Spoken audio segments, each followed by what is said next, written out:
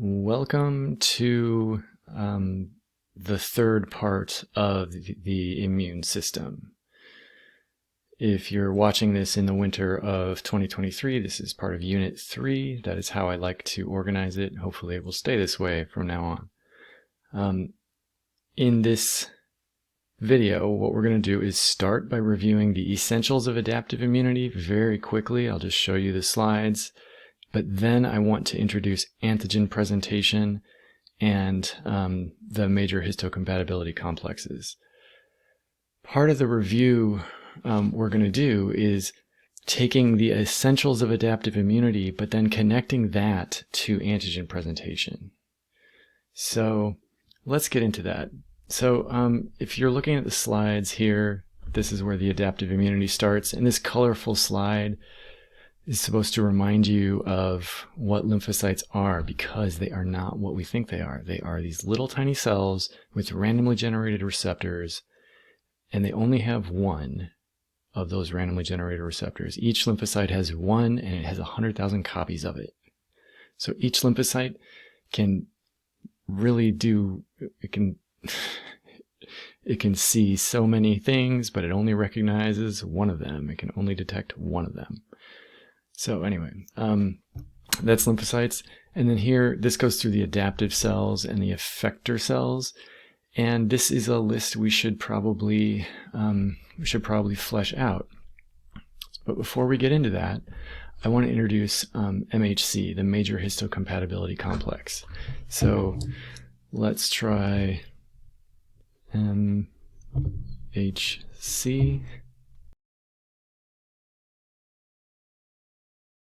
Okay, so MHC, it stands for, let's see if I can type because that's going to be faster. It stands for the major histocompatibility complex, MHC. That term doesn't matter much to us. What matters is that MHC is part of antigen presentation, and so it's going to participate with T cells. It's going to help communicate with T cells. And there are two types of MHC that are used for different purposes, and once you get that straight, once you know which is which and what they're for, and once you really have memorized the names of the effector cells, you're going to be able to picture what goes on in these immune responses. So let's start with MHC type 1. So what does MHC type 1 do? It allows cells to present antigens, but specifically proteins randomly selected from their,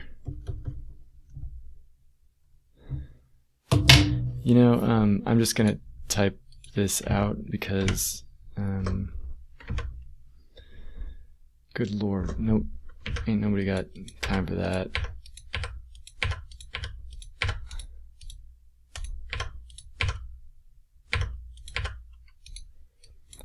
Okay, so I want to tell you what MHC1 does, and again, I'm going to have to type it out because I can't write very well on my writing pad. But MHC1 is what cells use when they want to display proteins from their own cytoplasm. And what I can add to that, what they display is randomly selected proteins from their own cytoplasm. This means they made those proteins, usually. Okay, so that's long and obnoxious, but that is exactly what you should think about for MHC1. Cells are going to use it to display randomly selected cytoplasmic proteins that they made. So it's a way of showing the outside world what is inside a cell. And your cells are doing it all the time. So every nucleated cell in a human body can make MHC1 and use it. And this is how we protect ourselves from virion factories. So we'll come back to that. Next, we want to look at, wow, cool. Next, we want to look at MHC2. And let's type out what that is for. MHC2. MHC2 is what some cells use to display proteins they brought in via phagocytosis. So this is completely different from what MHC1 is used for. And MHC2 is only professional antigen presenting cells, so I'm going to abbreviate that antigen APCs. Only those can use MHC2. So professional antigen presenting cells are going to be the cells we talked about back in innate immunity. So they're going to be dendritic cells, macrophages. And we're also going to add B cells to that. As we'll see, part of their development requires them to present antigens to T cells. So MHC2 is used by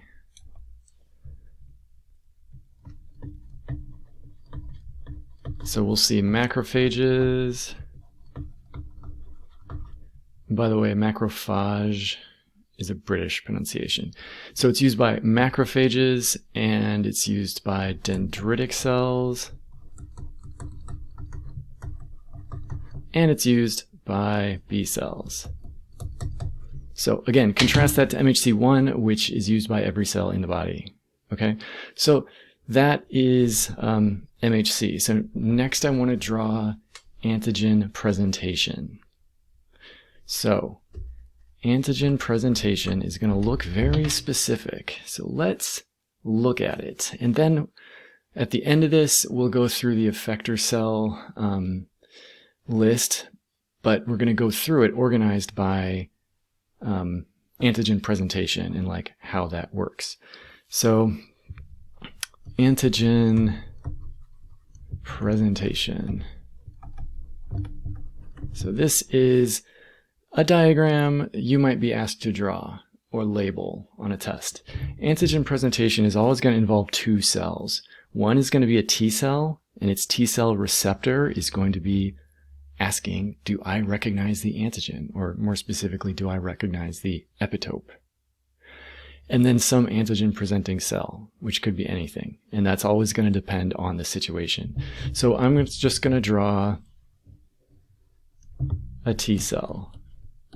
And we're going to call this a generic T cell because this drawing we're going to do could work for any antigen presentation situation. It's just the labels would change. And I'm going to show you what you have to label. So I'm going to draw another cell here with kind of an amorphous shape, and this is going to be our antigen presenting cell. It could be a professional antigen presenting cell like a macrophage, or it could be a random one like an epithelial cell or a liver cell or even a neuron. So if I ask you to draw antigen presentation, you have to label the cells, and it'll be more specific than this because I'm going to say label what they would look like in a certain situation. You'd have to know which cell is which and what they're doing. So the T cell is going to have a T cell receptor. It's going to have several of those, and that's what makes it a T cell. And so these you'd label T cell receptor, don't abbreviate. And then what else? There would be something we would label MHC. Now that is something that is used to display an antigen. So the antigen presenting cell is using that. And now we need a really festive color for our antigen. So we go with rainbow. and our antigen came out kind of pink. So what you're seeing here is this antigen presenting cell is presenting this antigen to this T cell and asking, do you recognize this? Is this the thing your receptors recognize? There's one more part to this. Well, also we need to label. Oh yeah. This is the antigen or epitope. And I'll usually accept either one because epitope is more specific, antigen is more commonly used. But let's get our normal color back. So there is one more thing we have to draw in, and here let's just use a slightly different color, and that is something that comes from the T cell. It's a protein that reaches out and grabs the MHC and helps line it up with the T cell receptor. And this is the co-receptor. So co-receptors are going to be either CD4 or CD8. So that's what you're going to see. You're going to see certain co-receptors. So always when you draw antigen presentation, you're drawing at least this. Always you're going to have labels more specific than this because you're going to have to label what is the antigen presenting cell. You're going to have to label which type of MHC. Is it 1 or 2? Which co-receptor? Is it CD4 or CD8? And then label the T cell and the T cell receptors. And that is how to make the professor happy when you draw antigen presentation. Label all those things specifically. We haven't yet looked at those specific situations, so let's do that now. So I'm going to switch to the PowerPoint and let's pull up a slide on slide 70, I believe. We have the 5 major antigen presentation situations. So these are, where MHC displays an antigen to a T cell receptor. So both of these on this first slide involve MHC1, and I organize them that way because I want you to start paying attention to which MHC goes with what. And in this first situation, a dendritic cell shows proteins to a mature but naive CD8 positive T lymphocyte. If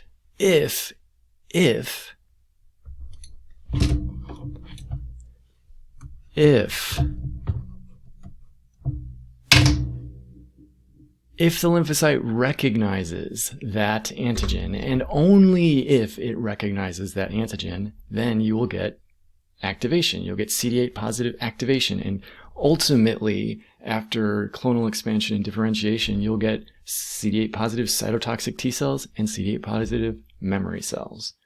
But that only happens if, as part of this antigen presentation, the T cell recognizes the antigen. And so this is super rare. This is like a dendritic cell is just asking every lymphocyte it sees, do you recognize this? Do you recognize this? Do you recognize this? And maybe eventually one of them will. And that kicks off an immune response. So the next thing we look at, what is that immune response? It's going to be any cell in your body is always showing the world what's inside it. It's always showing a cytoplasmic protein, a randomly chosen one, on MHC1. And what is looking at that randomly selected protein? Cytotoxic T cells are looking at that randomly selected protein. Now, pay very close attention here. How does a cytotoxic T cell know whether to kill that cell or not? How does it know? It knows if and only if the cytotoxic T cell does recognize that protein, then it will kill the cell. That's because the CD8 positive cytotoxic T cell is specific for whatever pathogen the dendritic cell found and activated it with. And that pathogen presumably is inside a cell somewhere because it's a virion protein.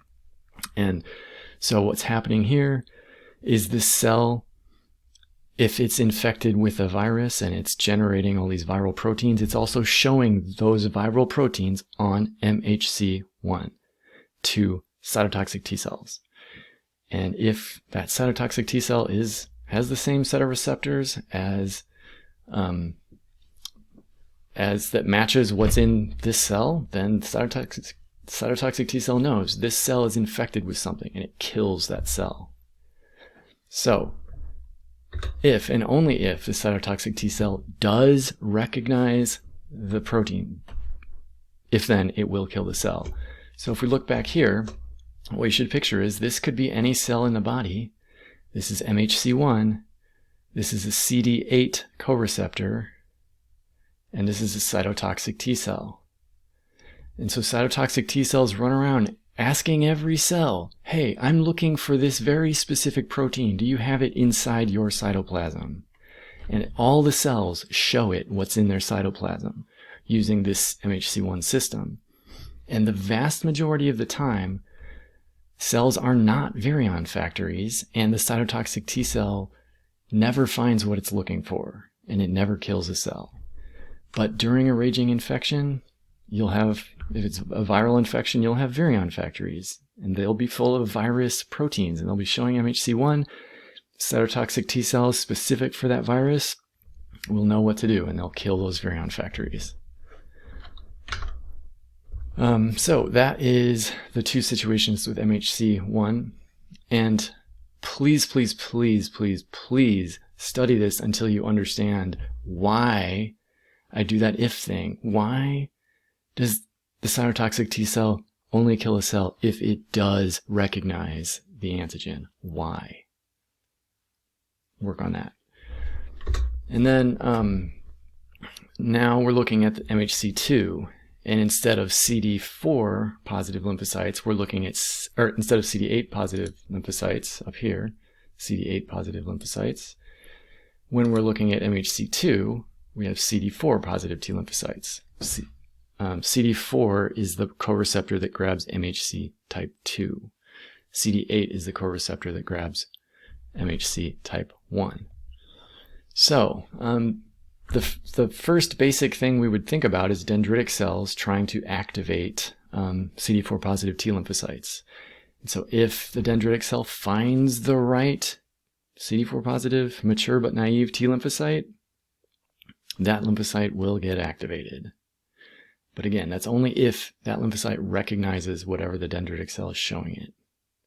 So this is what leads to activation of the CD4 positive T cells and generating either type 1 or type 2 helper T cells. And then the two effector functions here, one of them is a macrophage showing the contents of its phagosome to a type 1 helper T cell. So this is another weird situation. Imagine this is a macrophage. Well, now imagine this macrophage has eaten a bunch of bacteria, but they're tricking it and it's not killing them. Well, it randomly chewed one of them up and it's displaying it to this helper T cell. And if this helper T cell is the one that recognizes proteins from that bacterium, it will send a signal to the macrophage. By the way, you're infected by the thing I am looking for. The thing I'm looking for is inside you, so kill it. And the macrophage it can turn on extra systems that kill everything inside it. This turns out to be very important in some diseases. I think I probably mentioned in class leprosy only happens to people who don't have an effective version of this, because the Mycobacterium leprae cells that cause that hide in macrophages very effectively.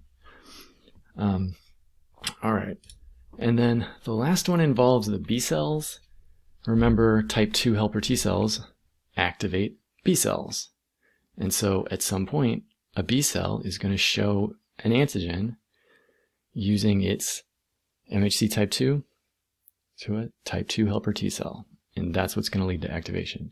So this has been another long video. That's all I wanted to do in this video. Thanks for your attention. Please work through this logic of when does the lymphocyte have to recognize the antigen. Why does that make sense? Okay, I'll see you at the next one.